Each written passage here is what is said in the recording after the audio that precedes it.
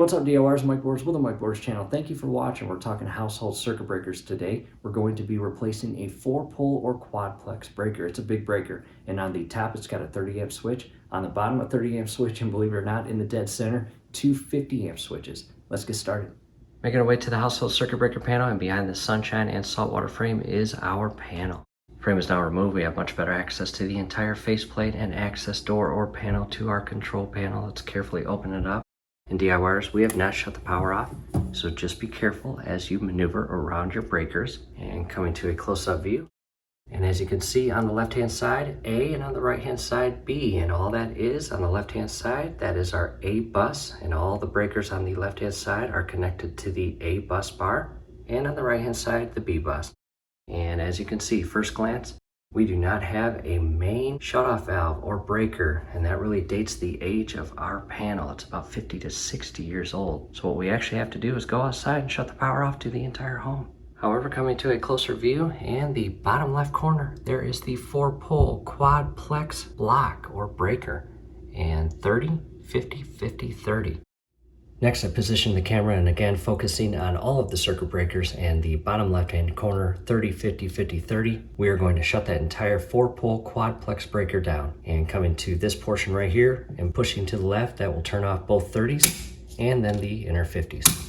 And I did that because your circuit breaker panel may be different and much larger, and after you remove the entire faceplate and access door, if you don't properly mark the breaker you want to replace, you might lose it. So again, in our case, we already know we are replacing the only 30, 50, 50, 30 bottom left corner, and because of that, we just shut the breaker down. Taking a step back, I'm going to carefully close the door. We are going to now remove this entire faceplate, and we are going to start with the 2 upper flathead screws, followed by the bottom center one.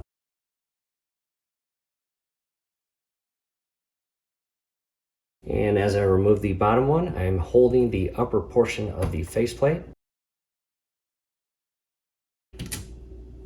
And from there, just be careful. If yours is like ours is painted over, the last thing we want to do is just yank this faceplate away and peel or rip paint off the wall. That would not be good. So just carefully separate it and allow it to come apart on its own. And that's not bad. And again, we have not cut power, just be careful. Don't touch any of those wires, those are hot. And DIYers, there's the internal portion of our entire panel, and bottom left corner, 30, 50, 50, 30, the breaker we want to replace. To a closer view, and a couple things I want to point out. Again, a lot of wires, don't touch them. As we mentioned a bit ago, we do not have a centralized or main shutoff breaker, which will require us to go outside here shortly and cut all electrical power to the home. However, coming up top, you've got 2 large black wires that feed into their respective jacks and feed power to their respective bus bars that all the breakers connect to. And this tool right here, down below in the comments and description, will be a link on where to purchase this. This is a must. I'm going to turn it on and lock. You can see it's green, and once I guide this tool along those wires and breakers, it should blink red and make a blinking sound, and that will inform us that that wire is hot. Don't touch it, it is dangerous. First, what I'll do is just kind of scroll the breaker, and the breaker that we again are surfacing right here and the wires that connect into it. We have shut the breaker down, so these should be off, and that is good. Coming up to the upper 4-pole breaker, that should be live as you see. Look at that. Everything else, DIYers, is live. Do not touch any of those wires. However, back to ours, because we have shut the breaker down, these wires are not registering electrical power. However, it's still not safe to remove that breaker. Outside we go. Making our way outside, and inside this entire enclosure, we will be able to locate our exact home's meter and shut the power off. Coming inside the enclosure and locating our exact meter, as we see right there. And we will switch that up to the off position. Making our way back inside, grabbing this tool, turning it to the on position, green, and again, with the power completely shut off to the home, we should not get any red or blinking sounds. Starting with the top,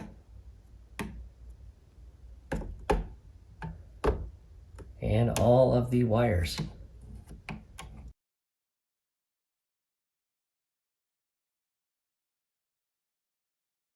And at this point, DIYers, it is now safe to move forward and remove and replace this breaker. To a closer view in DORs, it's a really good time to take photos to ensure when it comes time to resecure all of the wires, you route them properly and secure them to their respective contacts within that 4-pole quadplex breaker. We've got the red on top, 2 larger black wires in the center for the 50 switch portion, and then the lower black wire is the same diameter or size as the red one. And on the left-hand side, again, we're working with bus A. We have 4 flathead screws. I'm going to start at the very top, come in and loosen up the flathead screw.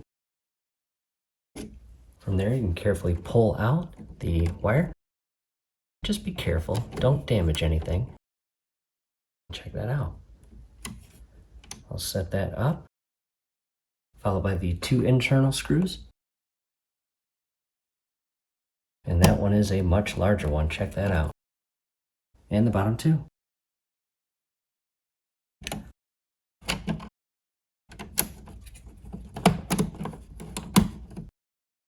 And at this point, you'll be surprised there's nothing else holding the breaker in place. However, on the inner left side is a hook which loops around and secures to a tab on the bus bar, and your electrical contacts are on the inner side, and all we are going to do is shift it to the left.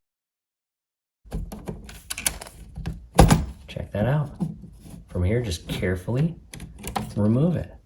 DORs, there is the large 4-pole quadplex 30-50-50-30 breaker. And right there, part number Q23050. However, this is over 50 years old and they do have a superseded part number. And there are the internal contacts of the bus bar that this part right here secure into. And there is the hook portion of the housing that secures into those little hooks back there. Making our way to the workstation, and on the left hand side, the old breaker we just removed. On the right hand side, the brand new one. And again, this has a superseded part number. The only difference is at the very end, they have added a CT2. Again, the old one is Q23050. The brand new one is Q23050 CT2. And just ensure that they are the exact same size all the way around.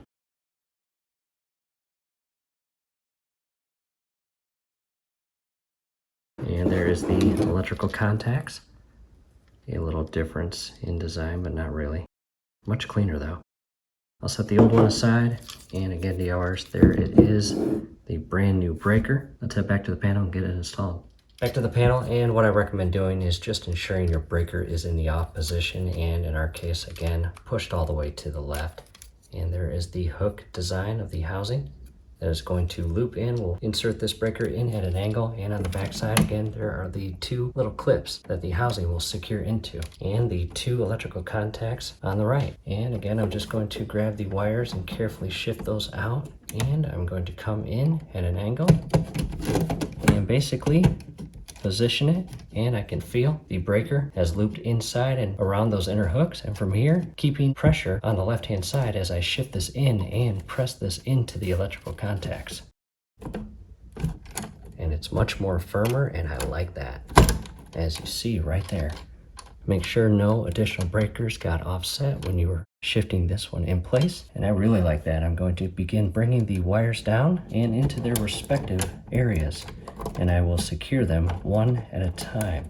Go slow, be precise, do not rush this. And you'll notice there's a little discoloration or indent, and that is where the screw pressed in and secured to and created that electrical current. And from here, what I'll do is just reverse the steps. I'll start with the bottom and push it in, and I'm going to hold it in place in the center with my finger and ensure that this actual screw base gets a centered position on the inner lead or exposed copper of the wire to create a good electrical connection so it never arcs or causes any issues. And that one's in there, followed by the 2 center 50 switch wires.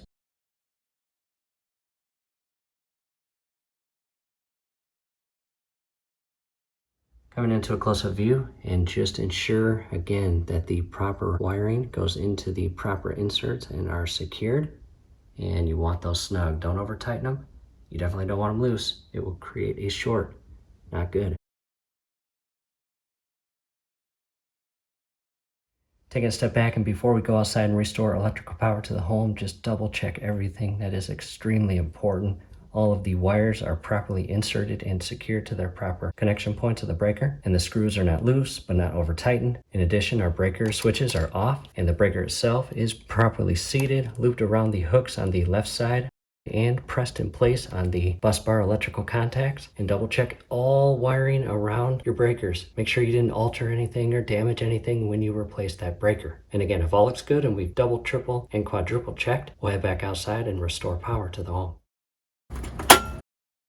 Back inside, and again, just ensure all breakers are aligned properly. The one we installed, if it's not properly aligned with the one up top, go ahead and carefully push them as best you can into place so they're not offset. And again, back to this tool, turning it on, just be extra careful. We have restored electrical power, as you see.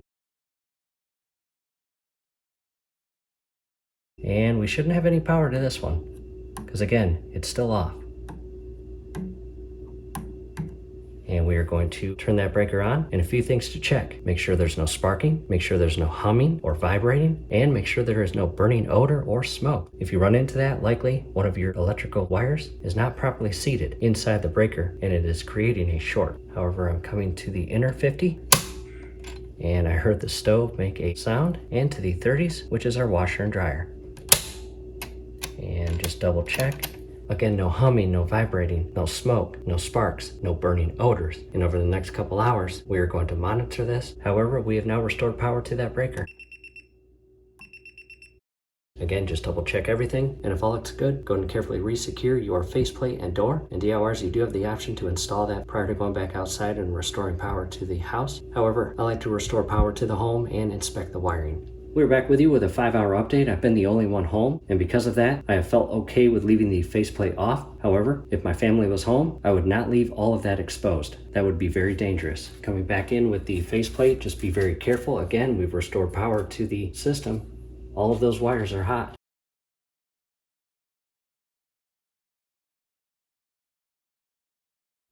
Faceplate and door resecured, opening up the door, and DIYers, there it is. Let's take a closer view. And DIYers, that's it. Again, just over the next few days, just monitor it. Every now and then, just come up to the panel and see if the breaker itself is hot. In addition, it should not be humming, it should not be buzzing or vibrating or giving off any burning odors. DIYers, that's it. We hope this helps. In addition, down below in the comments and description will be links on replacing single pole breakers as well as double pole breakers, and links to purchasing all of these parts, from the breakers to panels and to tools.